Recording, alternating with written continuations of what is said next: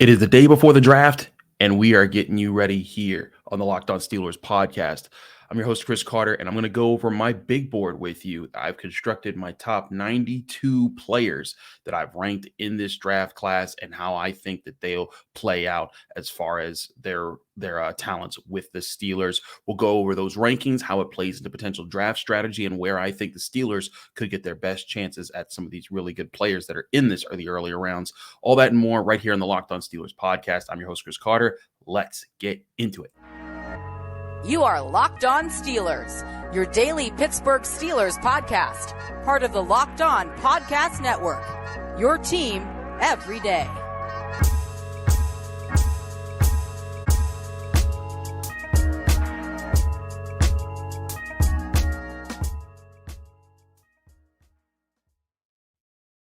Hello and welcome to the Locked On Steelers podcast. I'm your host, Chris Carter, bringing you your daily dose of all things on the Pittsburgh Steelers. As always, you can find this show on your favorite podcasting app and especially on YouTube. Like this video if you enjoy it on YouTube. Subscribe to this channel to get all of your daily Monday through Friday episodes as well as our bonus content. We thank you for making the Locked On Steelers podcast your first listen every day because we're your team every day. And now, I know I've had a lot of people request, Chris, what's your big board? Where you got guys ranked? I've talked a lot about it, and I've had a big board that I've had in the back. I've tried to make it prettier just to make it better for the show, but I kind of just gave up on that because I've been going back and forth and moving so many guys around, and I've been doing so many other things.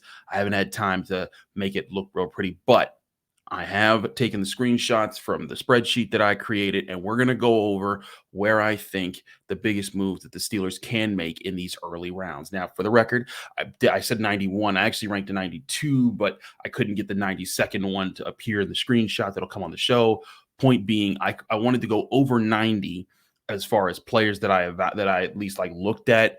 And so that way we'd have a lot of different options to pick through for the Steelers to pick not just 17, but also 32, 49, and 80 in the third round. So what we're going to do on this show is I'm going to go over my rankings. You can, if you're watching on YouTube, you can look at it, but I will also describe it for our audio listeners, what we're looking at as far as the breakdowns on my big board. So if you want to get a chance at that, take your time to kind of pause whenever you see it if you want to go over and kind of look at the big board yourself. But I want to point this out too, just a quick thing. I don't declare to be a draft expert. I study guys, but there's a lot of people that put a lot more time into this than I did because I'm doing, you know me. I'm Locked On Steelers. I'm Channel 11. I'm Pittsburgh Post Gazette. I'm doing a lot of Pitt things.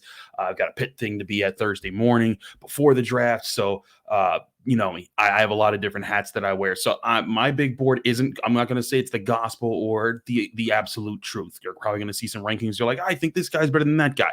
Bear with me. I was putting this together as far as a measuring stick that we could use on this show and kind of go over it so that we can kind of keep track of where players are, where I think that they'll fall, and what the Steelers should be looking at if certain players do fall far enough. But without further ado, let's get right into it. Here is my big board for at least the top 25 picks, and I figured this is a safe range to consider for players between if the Steelers wanted to trade up or if the Steelers wanted to take a player at 17, or if they traded down into the mid-20s, top 25 players as far as where I rank them. Now, looking at these players, if you're watching on YouTube, if they're highlighted in red, that means they're players that A, are a non-target, like quarterbacks, or B, they're red because I don't think that they'll have a chance of getting those guys. So, and then if they're lighted up in blue, that means they're guys I think that they most likely have to trade up to get because I think that there will be too many other teams going after that player.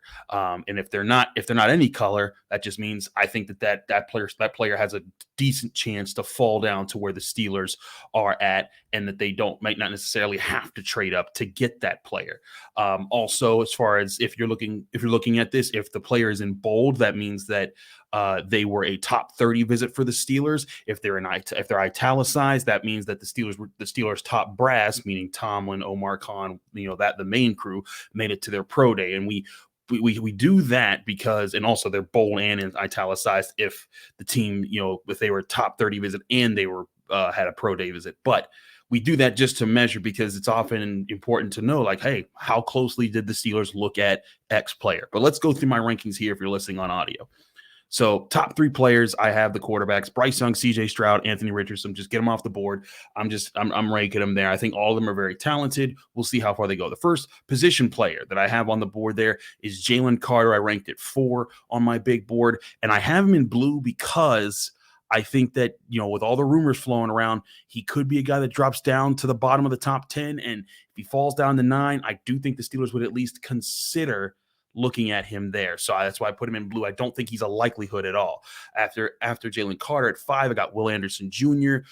He's also in red, as well as Tyree Wilson, who's my 7, Bijan Robinson at 10, and Will Levis at 11. So those are all the red players who I think that you could pretty much cast them aside. I don't think the Steelers are taking those guys. Everyone else in blue is Devin Witherspoon, who I have ranked 6th, Broderick Jones, who I have ranked 8th, Christian Gonzalez, who I have ranked 9th, and then Peter Skoronski at 12, and Paris Johnson Jr. at 13. Now, a reminder with this big board, this is not the order that I think that they're going to go in. This is just how I rank these players from watching the tape, reading the notes, comparing my notes with other people that I trust, and saying this is how I value these different players. So let's look at these trade-up candidates, and specifically, let's skip past Jalen Carter and Devin Witherspoon because they're in my top 6, and I think it's going to be too hard to trade up to get those specific guys. But Broderick Jones, I have ranked at 8 because I think that he's the best offensive tackle in this class, and it's really interesting to me to see that in some people have him falling down into the mid-teens. And if he does, that is where I think the Steelers are trading up to get him. So again, he's not going to go 8th. It just means that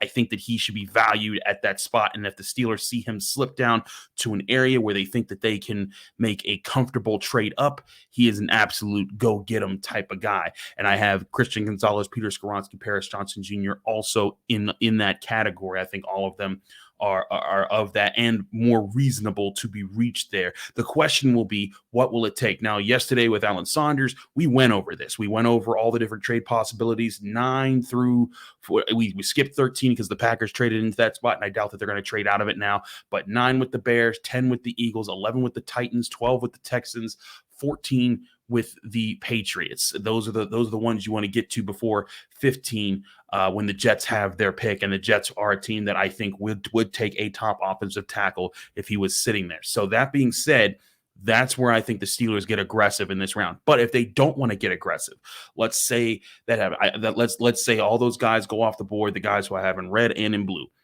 The guys who I have that I think reasonably could fall to the Steelers start with Nolan Smith at 14, Joey Porter Jr. at 15, Jackson Smith and Jigma, I just rank at 16. I think he's going to go much higher than that. I think he's going to go maybe even top 10 because he is really talented. But I value a lot of these other skill position players along with him. I think that he's going to be very talented, but I also think several of these other players are going to be very talented. I also have Lucas Van Ness, Quentin Johnson, Miles Murphy, and then Kalijah Kancey I have rounding out at the 20 spot there. And then we start to get into tight ends and receivers with Dalton Kincaid, Jordan Addison, Michael Meyer, Brian Branch, and Darnell Wright. So Darnell Wright's my 25th pick, and you've heard me talk for the past few days or so. I just think that he's in a position where the stuff that I've read and it kind of coincides with things that I've seen of Darnell Wright. I'm not sold that he's going to be the ultimate pick that the Steelers fans might want him to be if they took him at offensive tackle. Maybe I'm wrong. Maybe I'm way off on that. But that's just where I have him. That's why I have him ranked at 25 there. Still an acceptable pick if you're sitting there, but maybe probably not the most optimal pick there. And Nolan Smith at 14 there, I have ranked there. Jeremy Fowler, who used to be a Steelers beat writer for ESPN, where Brooke Pryor's predecessor at that company. He came out and he said on 93.7 The Fan yesterday, he was like, hey, I really think that Nolan Smith, if there's a dark horse for the Steelers, he is it, because he thinks they really like him, and he thinks that there's a chance that they're primed to take him if he falls that far. Now, the question is, will Nolan Smith fall that far? I don't think he will. I think that someone's going to take the jump at him. Might be the Falcons, might be somebody who needs an edge after the first two edges go. And I think that's going to be the biggest challenge there. So that being said, that's where I have the first round picks valued at. And I went over a bunch of names there. But again, you look at that drop off, the Paris Johnson Jr., my last offensive tackle at 13. Then the next guy is Darnell Wright at 25. That is why you heard We talk about Jim Wexell, we talk about Alan Saunders.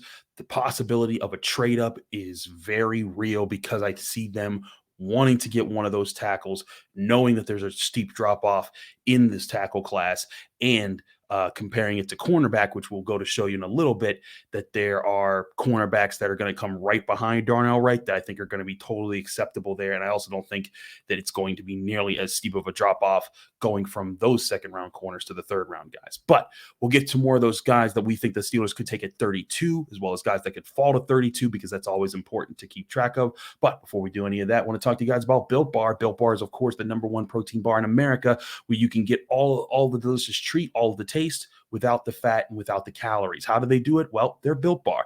They've had a lot of the time testing out all these different flavors, and they have so many flavors like churro, peanut butter brownie, coconut almond, and they just released a peanut butter puff flavor where you get to taste sweet peanut butter, just straight peanut butter coming in with a chocolate covered bar, and of course the creamy center. That's what makes them so awesome. And you're getting this easy snack, a protein bar, only 130 calories, only 4 grams of sugar, but packing 17 grams of protein. You don't want to wait around to get a box, because trust me, these are going fast. There's new flavors coming out all the time, and it's a limited time sale for some of these flavors to see how fast that they go. So you can either order them at built.com, or you can head to your nearest Walmart today, walk into the pharmacy section, grab yourself a box of Built Bars, or pick up a 4-bar box of cookies and cream, double chocolate or coconut puffs. They also have boxes at Sam's Club where you can grab 13-bar boxes of all the different hit flavors there. Built Bar, America's #1 protein bar.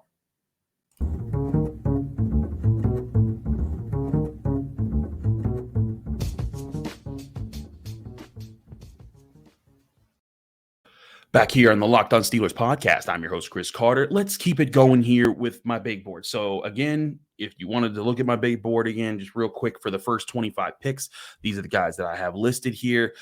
Joey Porter Jr., one of those guys I have ranked at 15.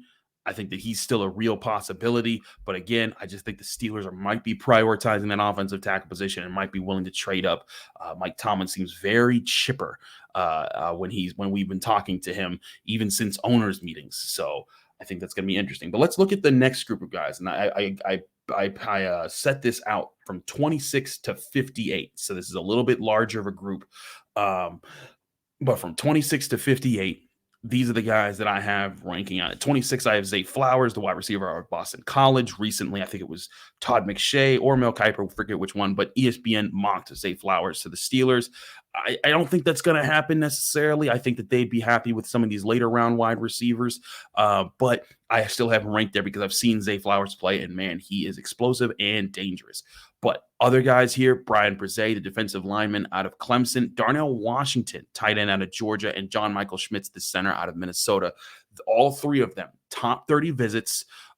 2 of them, and Brian Brzee and Darnell Washington, also were a top brass visit. And I'm telling you, if either of those guys are sitting there at 32, I'd be very intrigued to see if the Steelers made the move to get one of those guys. I think Brian Brzee would be automatic, like they're just walking up and being like, yep, that's the guy.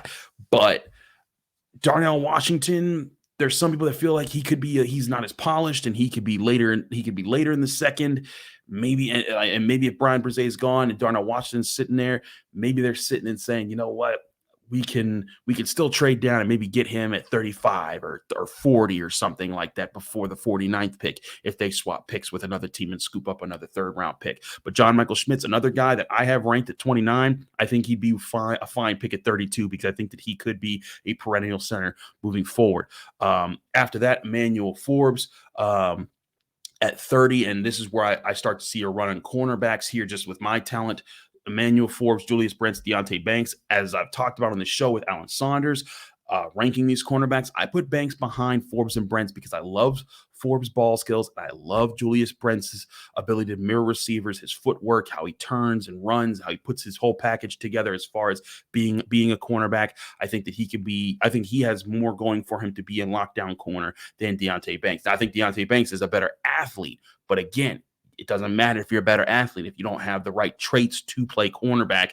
And I think Deonte Banks has the right traits to play cornerback. I just think Julius Brents has more of those right traits. But then after those guys, Deontay Banks at 32, that's where I have Keanu Benton, Jack Campbell, DeJuan Jones, Osiris Torrance, then Mazai Smith and Trenton Simpson. And I think it's interesting to see Keanu Benton, another top 30 visit there, Osiris Torrance, top 30 visit. But several of these guys I just named all were visited by the top brass during their pro days. Jack Campbell at Iowa. Remember, the Steelers top brass went to that.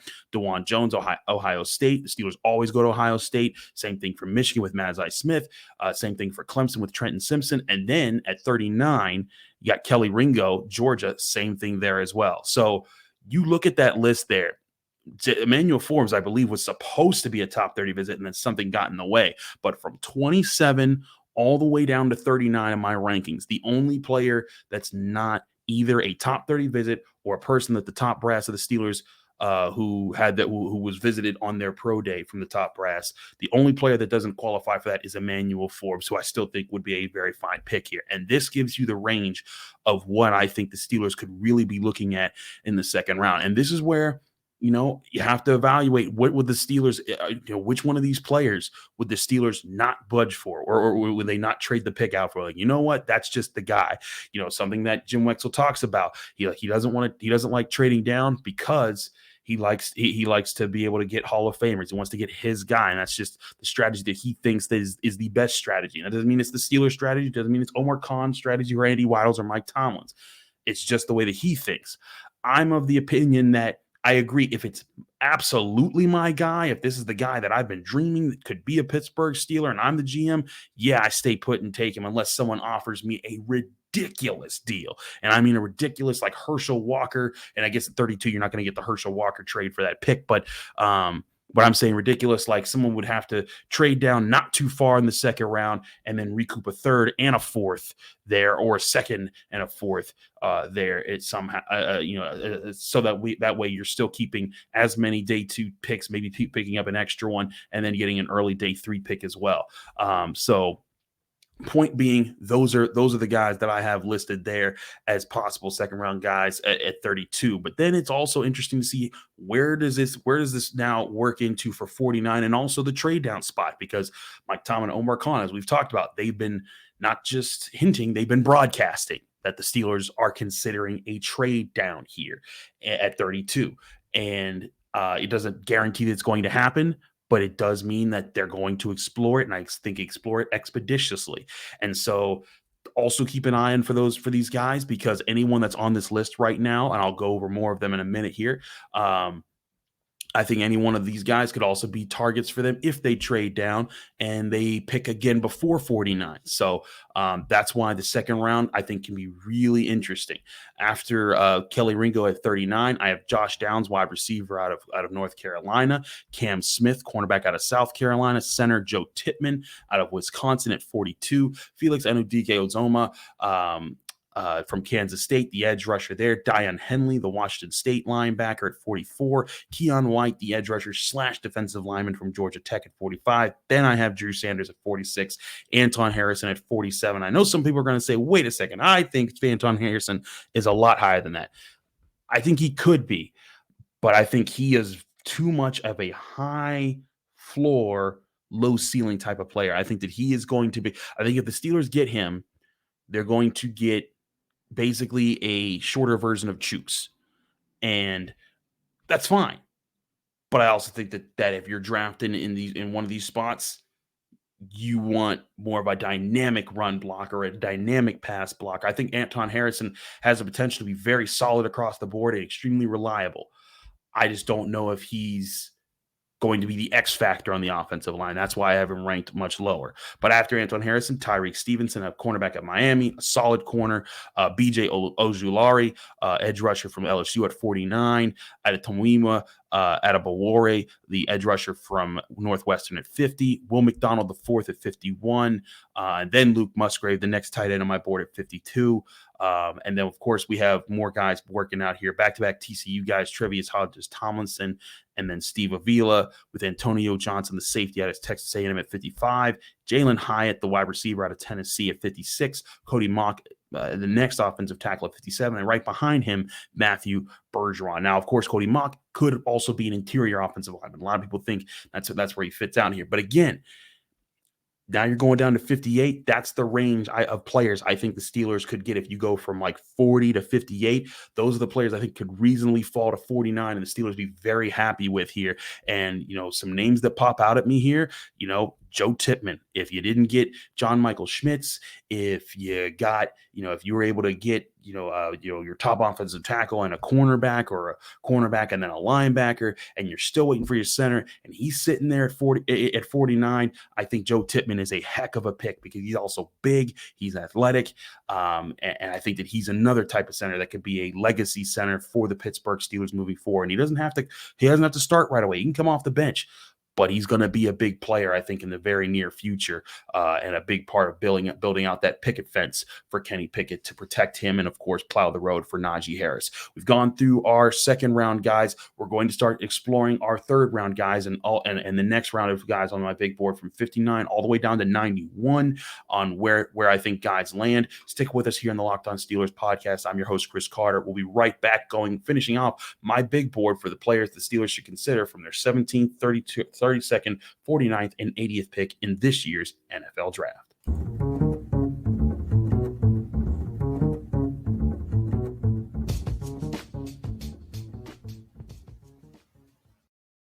Back here on the Locked On Steelers podcast, I'm your host, Chris Carter. Let's keep rolling here with my big board talk here. I think it's going to be interesting to see where some of these guys slip out to. Going back at some of the guys I was talking about that could be at 58, there's no guarantee that any of these guys are going to go there. I also think I realize I put Will McDonald 51. I'm going to bump him a lot higher because I made this list about 2 months ago, and he's much better. So I should have put him. I did a lot of moving around, and he was one player that I forgot to move around on my big board. I'd probably bump him up into the the high 20s, going into the 30s as far as Will McDonald. So I apologize for that inaccuracy there on my part. That was just me forgetting to move him along with all the other players that I've moved around over the past 2 months or so with this. But let's continue here going over the next group of guys. And this is where I think it could also get very interesting because you get from 59 to 91. And this is where the Steelers could be looking at how they want to handle the 80th overall pick. Now, let's start from the top here of these next guys. Chandler Zavala, a guard from NC State, a top 30 visit for the Steelers, so maybe someone that they consider. Izzy Abanikanda, the running back out of Pitt. I don't think there's any chance that they're taking him, but I think that he is a very talented running back who could go in the second or third round this year. Then there's DJ Turner, the corner out of Michigan. Then this is where I have Hendon Hooker, and this is no diss to Hendon Hooker. I just think with his injury and his age, I don't value him as high in this draft class, but that's just me. I could be wrong, but he could also be, again, as Mike Tomlin talked about on Monday. He talked about the possibility of the Steelers trading with someone who wants to trade up to get him if he falls out the first round. There's a lot of smoke right now from different teams. Hendon Hooker's a first rounder. He's a second rounder. He wouldn't have been a first rounder if it wasn't for all the quarterbacks this year. All that stuff. I still think 62. Back end of the second round, that's a great spot for him. I also think that he's just comparing him to a lot of the skill players. That's where I put him. But after him, I got Clark Phillips III, cornerback out of Utah. I really like Clark Phillips. I think that he's a talented guy. I just did the Steelers didn't visit him with a top brass guy, and they didn't bring him in for a top 30. That's where that's where I look at it. I'm like, I just don't think that he's going to be a Steelers guy.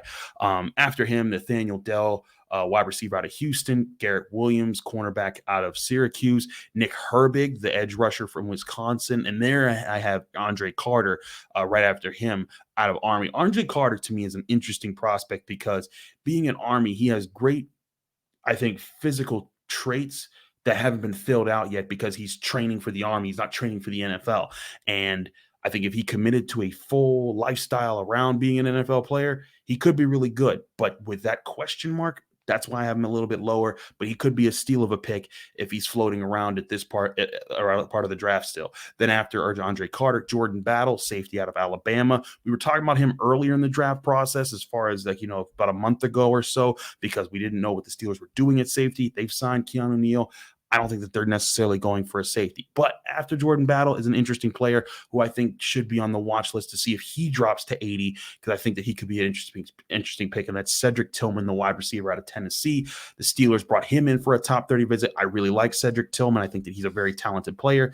I think he's a guy who could definitely fill in there and be a player who the Steelers take at 80 and be very happy that they feel like they got a steal of a wide receiver who fell all that way. Don't know if he will, but again, the possibilities here and they're all over the place because draft day can get really wild, and players that you think that were going in the first or second round could fall all the way to the fourth or fifth. Happens all the time.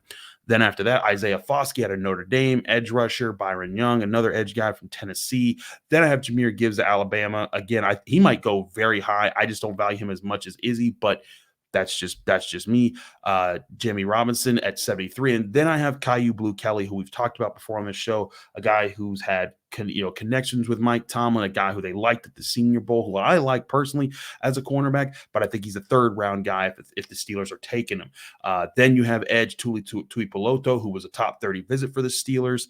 Tight end Sam Laporta from Iowa. And then at 77 is Jaden Reed, the wide receiver out of Michigan State, who I really liked at the Senior Bowl. I think he'd be a really good route-running wide receiver for the Steelers if picked in the third round, another guy that could work out there. Then KJ Henry out of Clemson at 78, Darius Rush at the cornerback out of South Carolina at 79. Another, I think, a cornerback that even if you got one in the earlier rounds, he's a good double dip pick here to reinforce your cornerback room for the next 4 or 5 years at least, so that you get some two young guys in there who can learn together under Patrick Peterson, Levi Wallace, and Akella Witherspoon, and that someday they become the flag bearers of the cornerbacks. Then at 80, Luke Weipler, who Jim Wexell mentioned, the Ohio State center. He said he liked how he handled Keanu Benton, and he did handle Keanu Benton pretty well in the game that they matched up with recently. But I look at Luke Weipler. I think if we're comparing him to the other two centers, I think he's a step down from them, but still a more than acceptable one. And if you're sitting there third round and you feel like he's the best player on the board, that's where you take him. But then is the really interesting pick, and that's Gervin Dexter, who almost was on a Steelers top 30 visit. I believe it was canceled for some reason, but his measurables, and I talked I've talked about him before. I think that he could be a sneaky third round pick because of his measurables, his size, how he's able to play again. I think he needs to fill himself out a little bit more. I think he needs to get more consistent. But Brandon Olson, who hosts Locked On Gators, covers Florida, he's saying a lot of praises about him, saying he has an insanely high ceiling, but it's just frustrating sometimes that he gives up on plays that he's double teamed. But also he said that might have been because he was just out there for so many snaps, and sometimes that might have been him conserving his energy in that situation. Either way, Gervin Dexter, not a guy taking the second round, but third round, that could be a sneaky good defensive lineman ad for the Steelers. Then I have Marvin Mims, wide receiver at Oklahoma. Dorian Williams out of Tulane, like the way he hits and runs at 83. Then Jonathan Mingo, big-bodied wide receiver from Mississippi at 84. I think he'd be a heck of a pick for the Steelers at 80th overall. Wouldn't take him much earlier, but I think that at 80 there's a sweet spot for him there. Then rounding out the last guys, like if everything else is not going your way, and you see these guys here, Jalen Duncan, offensive tackle out of Maryland, Sidney Brown, safety out of Syracuse, I put him at 86. Wanya Morris, tackle out of Oklahoma. Moro Ojomo, defensive lineman out of Texas. Zach Harrison, Ohio State at 89. Jair Brown, at Penn State, safety out of Penn State at 90. Then Charlie Jones, wide receiver, and a top 30 visit, just like Jonathan Mingo, at 91. My 92 player is Siaki Ika, and I know some people are going to be saying, like, Chris, you're ranking him way too low.